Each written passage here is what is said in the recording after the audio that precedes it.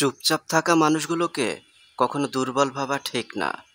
কারণ তারা ভদ্রতা জানে বলেই চুপচাপ থাকে। আর এটা তাদের পারিবারিক শিক্ষা। তুমি যতই ভালো হও না কেন, যতই অন্যের জন্য নিজেকে বিলিয়ে দাও না কেন, যতই কষ্ট সহ্য করো না কেন, কিছু মানুষের কাছে তবুও তুমি কখনোই ভালো হতে পারবে না। শারীরিক সৌন্দর্য নিয়ে কখনোই গর্ব করবেন না, কারণ তা আপনার সৃষ্টি নয়। বংশ নিয়ে গর্ব করবেন না, কারণ সেটা আপনি নির্বাচন করেননি।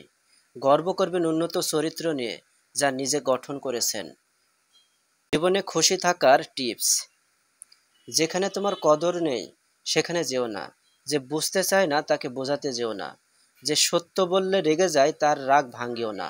যে তোমার চোখের নিচে নেমে গেছে তাকে কখনো উপরে তোলার চেষ্টা করো না। জীবনে কোনো সমস্যা আসলে ভেঙে পড়ো না। যে আবহাওয়ার মতো বদলে যায় তার সাথে সম্পর্ক রেখো না। স্বার্থ যেখানে শেষ, বদনাম সেখানে শুরু। এটাই দুনিয়ার রীতি। কাউকে যতক্ষণ দিতে পারবেন ততক্ষণ আপনি ভালো থাকবেন।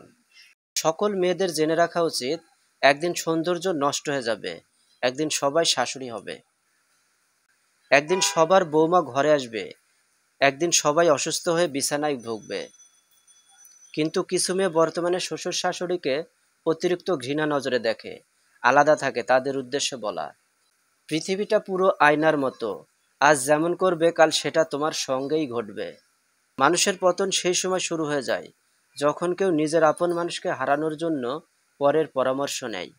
পুরুষকে কেউ কোনোদিন ভালোই বাসেনি, কারণ পুরুষ হলো চাহিদার মেশিন। চাহিদা মেটাতে পারলে বেশ, আর না পারলে শেষ। স্বামীর চেয়ে আপন কেউ হয় না। আপনার স্বামী যতক্ষণ বেঁচে আছে ততক্ষণ সবার কাছে আপনার দাম আছে। একবার স্বামীর থেকে আলাদা হয়ে দেখুন, তখন এই সমাজ আপনাকে বুঝিয়ে দেবে স্বামী আল্লাহর দেওয়া অনেক বড় নিয়ামত। তাই স্বামী থাকতে মূল্য দিতে শিখুন। 4 ধরনের স্ত্রীর অন্তরে প্রকৃত ভালোবাসা থাকে। যে স্ত্রী স্বামীর রাগ হলে চুপ থাকে এবং আস্তে আস্তে কথা বলে। যে স্ত্রীর স্বামীর কিনে দেওয়া বস্তু সামগ্রী পেয়ে খুশি হয়। যে স্ত্রী নিজ স্বামীকে নিয়ে অন্যের কাছে গর্ব করে। যে স্ত্রী নিজ স্বামীর ইনকামের ভেতর নিজের প্রয়োজন সীমাবদ্ধ রাখে। ভালোবাসা হলো এমন একটি মায়া, তুমি যত দূরে যাবে ততই কাছে টানবে, যত ভুলে যাবে ততই মনে পড়বে, আর যতটুকু হাসবে তার চেয়ে বেশি কাঁদবে।